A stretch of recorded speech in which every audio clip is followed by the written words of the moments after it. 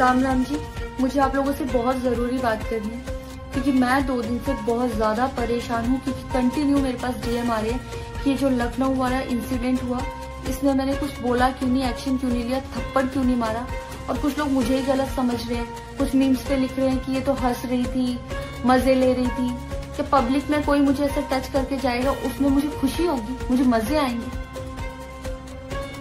सारी बात ये थी कि जब इनका सॉन्ग के लिए मेरे पास कॉल आया तो मैंने सारी चीजें क्लियर कर ली थी कि इसमें ऐसा वैसा कॉस्ट्यूम तो नहीं है, कोई डबल मीनिंग लाइन तो नहीं है और इसमें ऐसा वैसा सीन तो नहीं है। और मैं शूट पर गई, शूट पे सब कुछ नॉर्मल था, मुझे कोई प्रॉब्लम नहीं हुई। जब इन्होंने मुझे लखनऊ के इवेंट के लिए बोला तो मैंने हाँ बोल दिया क्योंकि मुझे शूट पर भी कोई प्रॉब्लम नहीं हुई थी। और जब मैं लखनऊ में गई, मैं स्टेज पर थी, मैं पब्लिक से बात कर रही थी। पवन सिंह जी ने मुझे बोला कि इधर कुछ लगा हुआ है।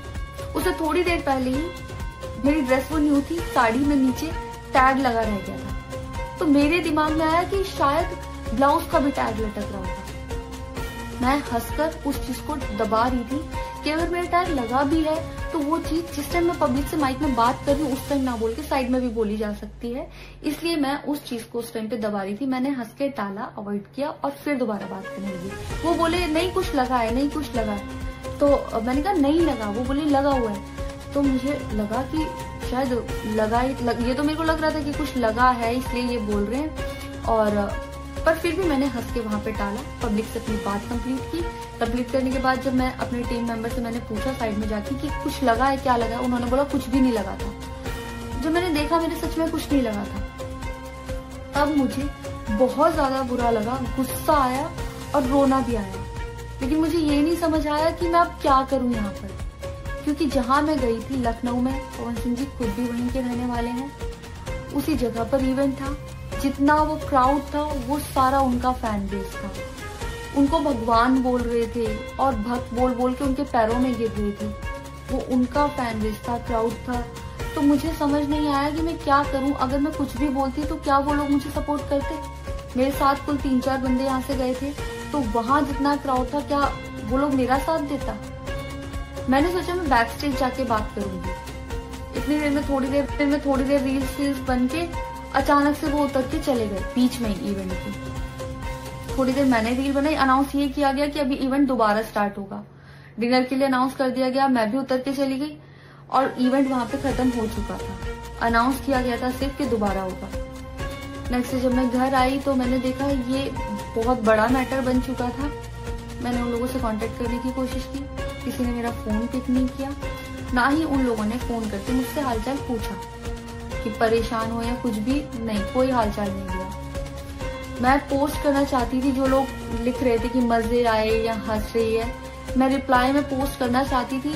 मेरे को किसी का कॉल आया था कि पवन सिंह की पीआर टीम बहुत स्ट्रांग है और कुछ भी ऐसा वैसा मत लिखना और ना पोस्ट करना, क्योंकि वो लोग अगर कुछ लिखेंगे ना बहुत कुछ उल्टा लिख देंगे तुम्हारे लिए और बहुत कुछ कहेंगे और बहुत बड़ा मैटर बन जाएगा। अभी जितना परेशान हो उससे ज्यादा परेशान हो जाओगी, तो छोड़ो।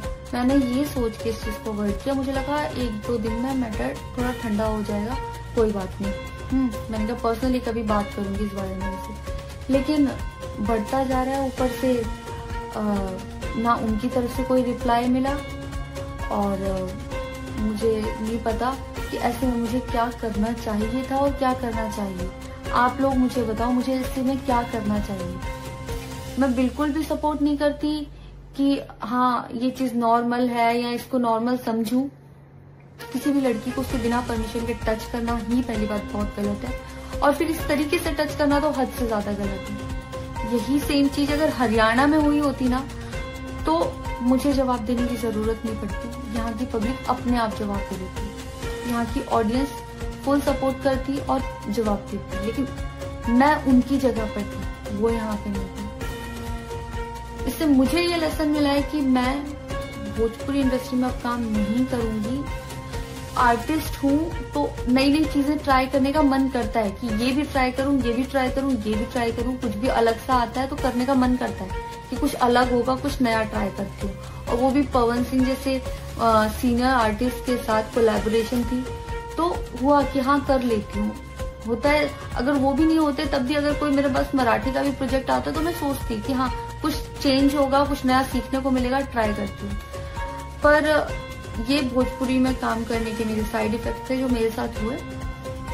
मैं अपने परिवार में, अपने हरियाणा में खुश हूँ, मुझे नहीं करना काम भोजपुरी में। पर आप लोग मुझे जरूर बताना कि इस सिचुएशन में अगर आप होते और आप वहां पर होते तो आप उस टाइम पर क्या करते और मेरी गलती कहाँ है। जय श्री राम।